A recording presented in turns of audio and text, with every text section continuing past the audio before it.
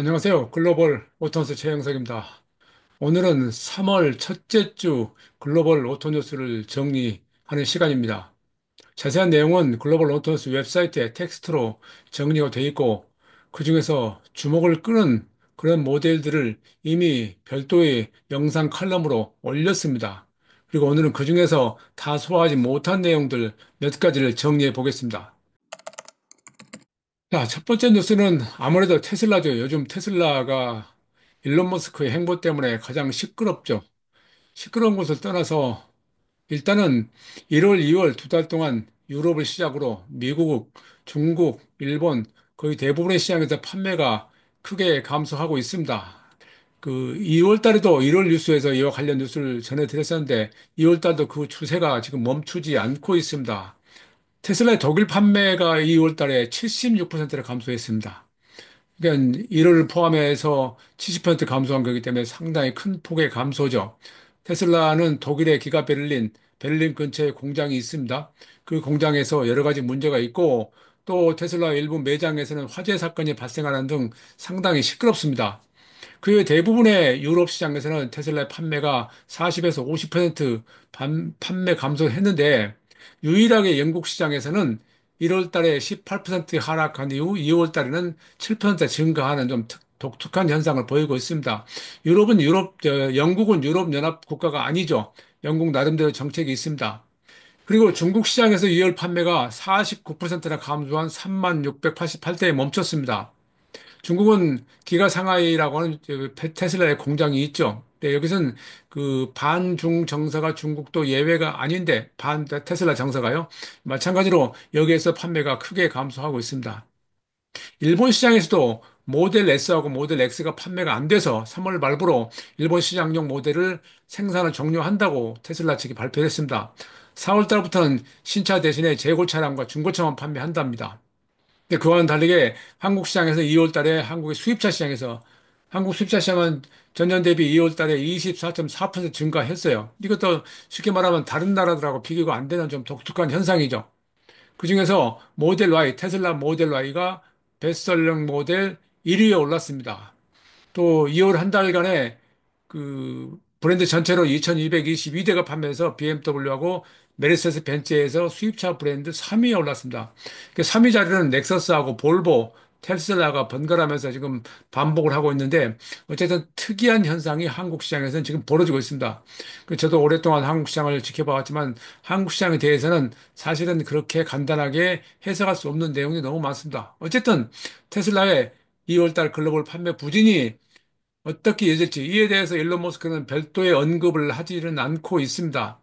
여전히 정부 일원, 정부 효율부의 수장으로서 그의 입장을 더 강조하는 그런 행위를 하고 있는데 과연 앞으로 어떻게 이 난국을 타게 할지 지켜봐야 할 일입니다. 물론 테슬라는 그들이 말한 대로 자동차 회사가 아니고 기술 회사이기 때문에 로봇과 AI로 인해서 주가는 올릴 수 있을지 모르겠다고 했지만은 주가까지 폭락을 했죠. 이 문제를 어떻게 해석할지는 상당히 지켜보는 입장에서도 안타깝습니다. 저는 테슬라가 판매를 좀 늘려서 전체적으로 전기차 시장을 확대하길 바라고 있는데 그게 지금 주춤되고 있는 상황에서 안타깝습니다. 두 번째 뉴스는 폭스바겐이 엔트리캡 가장 적은 전기차 ID 에브리온이라는 컨셉트카를 공개했습니다. 이게 2026년에 2027년형 모델로 약 2만 유로대, 우리 돈으로 약 3천만 원이라고 예상되는데 이 모델을 출시할 것이라고 지금 발표를 했습니다. 그 전에 2026년형으로는 2만 5천 유로, 그러니까 ID2라는 모델이 출시를 기다리고 있죠. 그렇게 해서 2027년까지 모두 9개의 전기차 라인업을 구축한다는 계획입니다. 그중에서 4개 모델이 폭스바겐의 새로운 앞바퀴 굴림 방식 MEB 플랫폼을 기반으로 한답니다. 지금 이 아이디 에브리데이 원이라고 공개한 컨셉트카의 이 제원은 최고 속도가 약 130kWh, 또 앞바퀴 굴림 방식의 전기 모터는 최대 출력이 94마력, 한 번 충전해서 250km 갈 수 있다. 이것은 이제 LTP 기준이죠. 근데 한국 기준으로 하면 더 짧겠죠.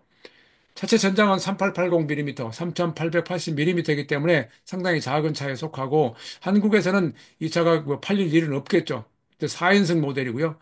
여기서 이제 주목을 끄는 게 리비안과 공동 개발한 소프트웨어를 채용할 것으로 예상이 되고 있습니다. 이 문제는 자꾸 언급했지만은 지금 전통적인 글로벌 자동차 회사들이 풀어야 할 가장 중요한 숙제 중에 하나인데, 폭스바겐은 아직도 처음에 카리아드를 설립해서 독자적으로 개발하기로 했던 것을 완성하지 못하고 지금은 이 샤오펑과 리비안의 힘을 빌고 있는 상황입니다.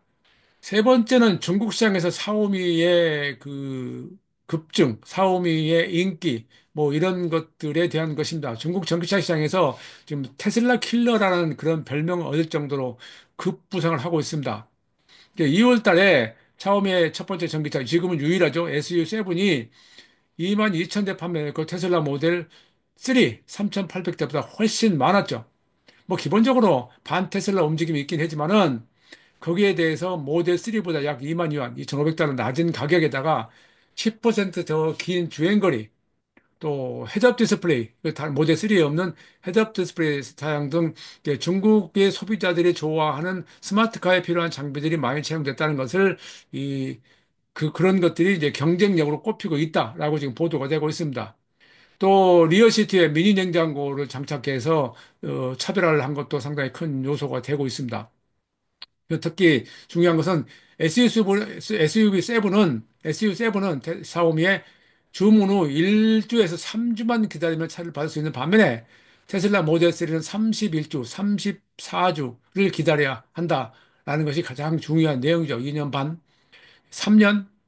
좀 그렇죠. 그것이 아무리 여러 가지 문제가 있다 하더라도 1주, 3주 만에 받는 샤오미하고 차이가 많이 나죠. 이게 가능한 것은 똑같이 기가 캐스팅을 채용합니다. 뭐 샤오미는 기가캐스팅 명령칭 대신 하이퍼 캐스팅이라는 명칭을 쓰는데, 그러니까 차체 앞부분을 그 하나의 덩어리로 알루미늄으로 주물해 내는 그런 앞부분 뒷부분을 그런 이제 생산성 방식을 말하는데, 이건 지금 전 세계 대부분 회사들이 이 기갑 생산 방식을 벤치마킹해서 채용을 앞서고 있고, 전통적인 자동차에서는 볼보가 가장 앞서 있죠.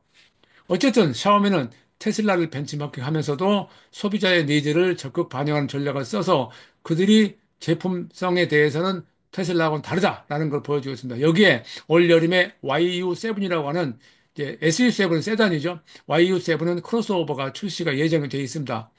원래 이제 작년에 약 15만 대를 팔았다고 13만 5천 대 팔았는데 올해 30만 대를 예상을 하고 있는데 공장이 6월 달에 이 공장이 완성이 됩니다.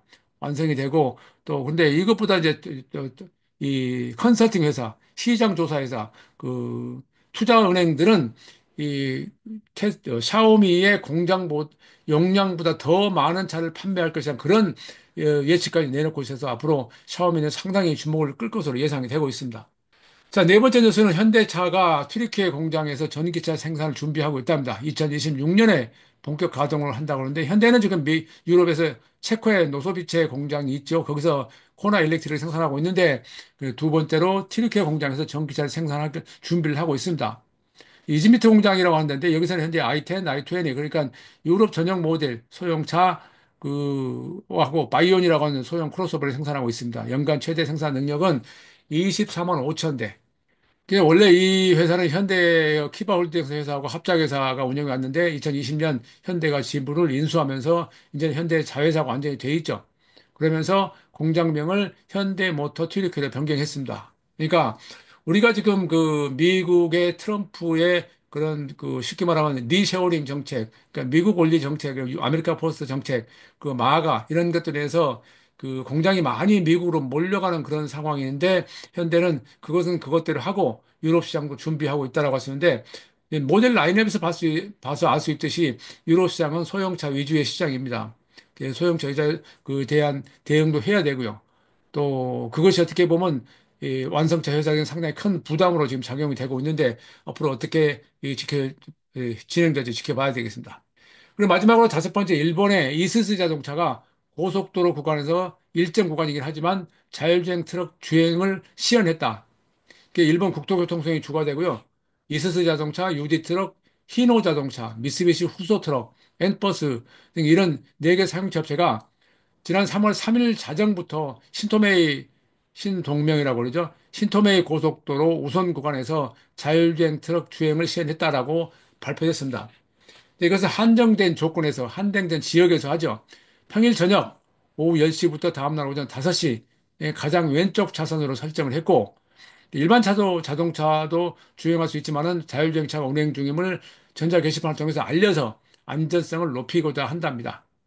일단 운전자는 스티어링을 조작해서 이 주 메인 라인에 합류를 하게 되면 그때 손을 떼는 그런 형태입니다. 이게 플래툰 주행으로 이해될 줄 알았는데 플래툰 주행이 아니고 대열 주행. 그러니까 맨 앞차만 운전자가 있고 나머지 차는 그냥 앞차를 따라가는 그런 형태는 아니고 일단 각각이 따로 그 운행이 되는데 하루에 7대의 차량이 운영되고요. 법정 제한 속도를 준수해야 됩니다. 자동으로 가감속이 되고요. 이런데 있어서는 2027년 제품 상용화를 목표로 하고 있다고 발표했는데 제가 이저 자율주행 트럭의 그 시험 주행을 처음 참여했던 게 2016년이라고 몇 번 말씀드렸어요. 그때 볼보가 그 스웨덴 본사가 있는 곳에서 이 네 대의 자율 트럭을 가지고 맨 앞차는 운전자가 있고 그 다음 차는 운전자가 없는 형태를 가정한 시험 주행을 했었죠. 물론 다 있었습니다. 당시에는 저는 두 번째 차에 동승석에 앉아서 시험 주행에 참석을 했었는데 그때 볼보가 말하기를 앞으로 4, 5년, 3, 4년, 4, 5년 뒤에 하게 되면 이게 가능해질 것이다 말했는데 지금 2025년입니다. 그러니까 10년이 지났는데 아직 되지 않고 있고 그중에서도 일부만 지금 시험 주행을 하고 있습니다. 그중에 하나가 이스스가 하고 있는 시험 주행인데 앞으로 일본도 이 분야에서 상당히 그 많은 힘을 쓸 것이다라고 이렇게 느껴지는 대목입니다. 그러니까 이 자율주행 트럭이 필요한 이유는 전 세계적으로 자율주행의 인력이 엄청 부족합니다. 그 부족한 인력을 자율주행이 대신 대행한다라는 그런 개념을 하고 있고 앞으로 이것은 로보택시와 함께 새로운 형태로 자율주행 또는 ADAS 첨단 운전자 보조 시스템이 어떻게 도로에 시행이 되고 적용이 되는지를 지켜볼 수 있는 중요한 이슈라고 할 게 있습니다. 최영석의 글로벌 사이트 다음 시간에 뵙겠습니다. 감사합니다.